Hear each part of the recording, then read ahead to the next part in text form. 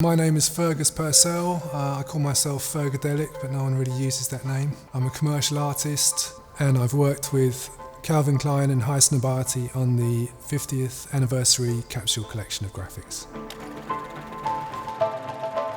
It's almost like a best of the stuff that I've done so far, in the vein of that Americana stuff, and almost to the point of being generic. You know, so you've got American sports with a basketball, and you've got a muscle car, and you've got Niagara Falls.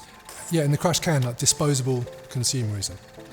And with a car, it's a bit more of an allusion to something I'd already done, but it was almost supposed to feel like a distillation of all the themes that were going on prior, up to this point. You know, the Coke can is or the soda can is obviously a piece of packaging, but so's a hoodie in a sense, or a t-shirt. Packaging for the body, and it's also how people have embraced that idea recently, very much so. They're very willing to be a kind of conduit for graphics or advertising themselves in a way that only maybe packaging was in the past. I think the main difference in terms of the field that I was interested in then and still work in terms of particularly graphics applied to clothing, then the imagery and the aesthetic was very tied to specific subcultural references. And the 80s was a time when people were really wearing their hearts on their sleeves in that respect.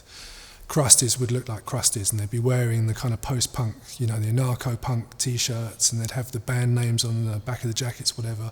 Same for the goths, for skinheads, and on and on and on. And the graphics were very much a kind of a way of stating someone's allegiance to that. And in the 90s, that from the start of that decade to the end, as we came towards the millennium, that started to dissolve and change and actually invert.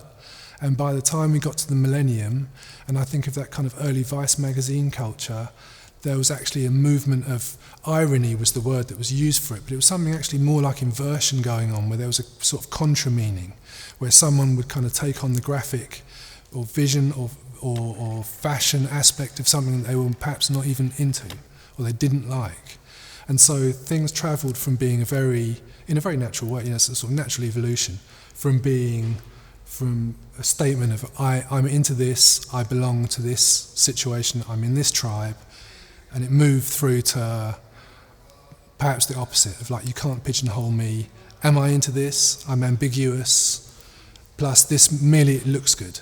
Like I'm just I'm interested in purely its aesthetic stripped away from its meaning. I think people are just swimming in an ocean of visuals and text and graphics. Now with connectivity and phones, people are just constantly immersed. And there's, I think, just a subconscious desire to reflect that back. I think it's as simple as that.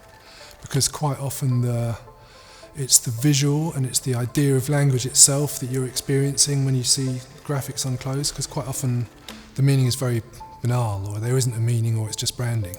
So it's not so much what people are saying, it's more the sense just to be saying something, or to be a surface for text.